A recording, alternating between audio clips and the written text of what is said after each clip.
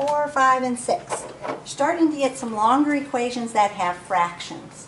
You could do it where you would add your 5/6 and then divide by your 1/4, but most people have trouble with fractions. And so what they want you to start getting used to doing is getting rid of the fractions as your first step if you don't have parentheses. If I'm going to get rid of the fractions, I want to multiply each of those fractions by something that all of the denominators go into. So it's like finding your common denominator. If I have a 5, a 4, and a 3, those all divide evenly into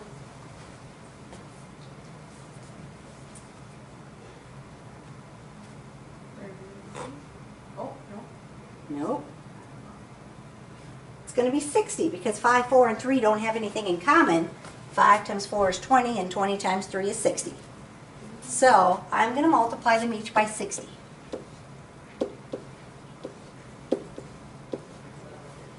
Multiply the fractions by 60? Yep. We're actually going to multiply every term by 60, but all of them happen to be fractions. So what should happen is you should be able to cancel the denominator out into that number we multiplied by. 5 divides into 60 how many times? 12 times. So then I'm going to take 12 times the minus 6. That's on the top part of that fraction. 12 times 6 would be, so I get negative 72 there. Now it's the same thing would happen if you grabbed your calculator and put 60 times negative 6/5. If you do that, you should get a whole number, negative 72. Plus, 4 goes into 60 how many times? 15 times. 15 times 1u gives me 15u. Or if you took 1/4 times 60, you get 15. Equals 3 goes into 60. I'm still not getting how you got that negative 72. Here's what we're doing. Technically, 60? this. 60 over 1 times negative 6/5. If we found the right thing that we're multiplying by, we should be able to say 5 goes into here once and into here 12 times, right? Now we're just multiplying the 12 times the negative 6. And that's where you got that. That's where I got that. Then I did the next one. I took 60 over 1 times 1 over 4.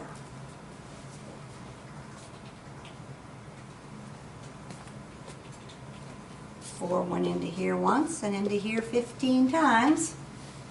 And that's where I got that 15 from. So what we're doing over here is 60 over 1 times negative 5/3.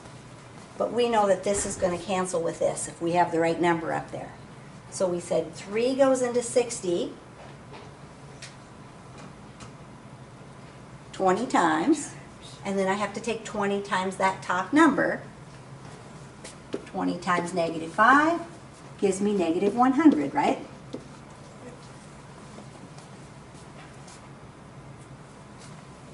So we've gotten rid of all the fractions. Negative 72 plus 15u equals minus 100. Now we solve that like we solve our other equations. We want to solve it for u, so what should we do next? Plus the 72, right? We want to get that number over here with this other number. Since it's a minus 72 and we're moving it to the opposite side, we got to make it a plus 72. So 15u is going to equal a negative 100 plus 72. Negative 28. Negative 28. And then we're going to do what to solve that? Divide. And then we have to decide, can I simplify that or not? No, there's nothing that goes into 28 and 15, right? Other than they're going to put the negative in front. And so negative 28/15 is going to be my answer. So yeah, we're really doing this, but we're just taking a little shortcut because we know this should divide in here evenly, and then we take that number times whatever's on top. Okay. Which Try it on the next one. This one we have a 5, a 9, and a 3. So we won't have to take 5 times 9 times 3 because 3 goes into 9, right? So if we take 5 times 9, we get 45, and 3 divides into 45, right? So I'm going to multiply each of these by 45 so that I can do some canceling. So 5, going to cancel that out. It goes into 45 9 times, right? 9 times that minus 4 that was on top that fraction would give me negative 36.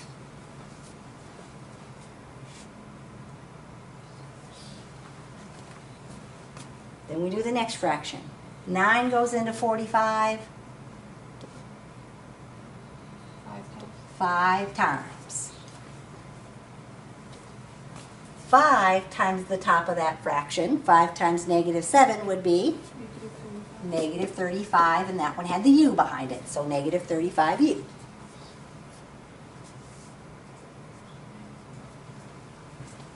Then we do 3 into 45.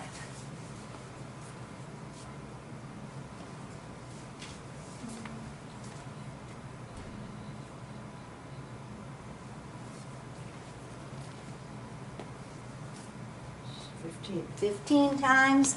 So now we've got to do 15 times that 8 on the top of that fraction. It's going to have a minus in front of it. But 15 times 8,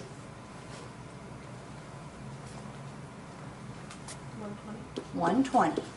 Now notice when I multiplied by that common denominator, they're always positive values, so the signs in front shouldn't change.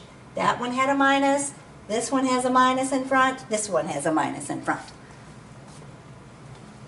So, we want to solve this for u. I want to get the u by itself. What should I move? 36. What one should I probably move to get the u by itself? Oh. We're going to move the 120 because we don't have a u on this side. So normally we move the u's over here, but there's no u's there. That would just be extra work. So since there's only one u and it's on this side, we're going to move this over here. And yes, we are going to add it because it's a minus. So now you're going to do negative 36 plus 120. And if you need to use your calculator, use your calculator. We want you to understand the process. Not that it's not good to do the math in your head. 84 equals negative 35u. And in order to solve that for u, we would divide by which one? The negative 35, right? That's the one that's in front of the u. And then we have to see if we can reduce that down. I have a sneaky suspicion that maybe that one you can.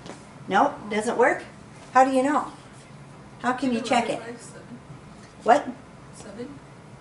You could check 7. That's what I thought might work. I didn't check it, but 84 divided by 7. Oh, yes, it does work.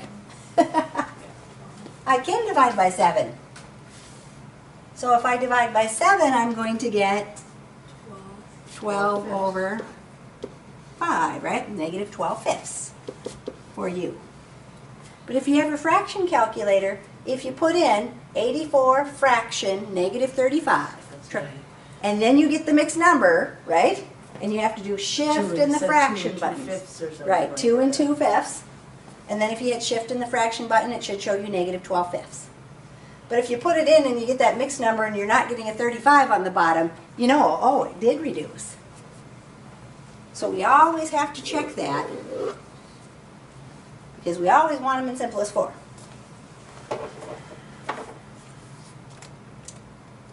So, number 6. We have negative 4/3 plus 3/7 y equals negative 1/2. 3, 7, and 2 don't have anything in common, right? So we just end up having to multiply them all together. What do we get? Multiply them all together? Yep.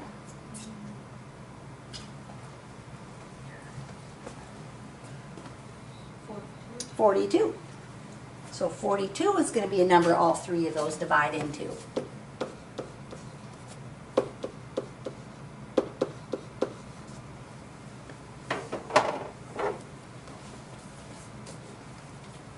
So go ahead, do that first step. See what you get for your numbers. So you said 3 went into 42 how many times? 14. 14 times. So you took 14 times 4, which is Negative is 56. 56, and the negative's in front, so we got negative 56 there, right? Then we said 7 went into 42 6 times. 6 times the 3 on top 18. is a positive 18, and that one has the y behind it, so that y's got to stay there. Equals 2 went into 42, 21 times that minus 1, negative 21. So negative 56 plus 18y equals negative 21.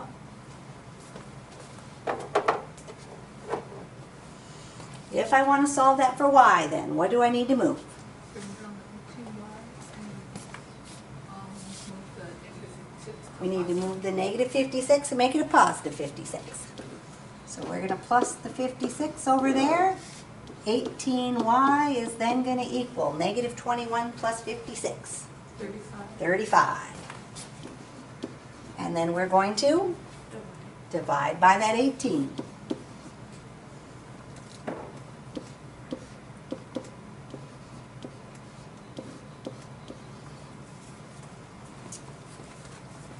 There, we got all that written down.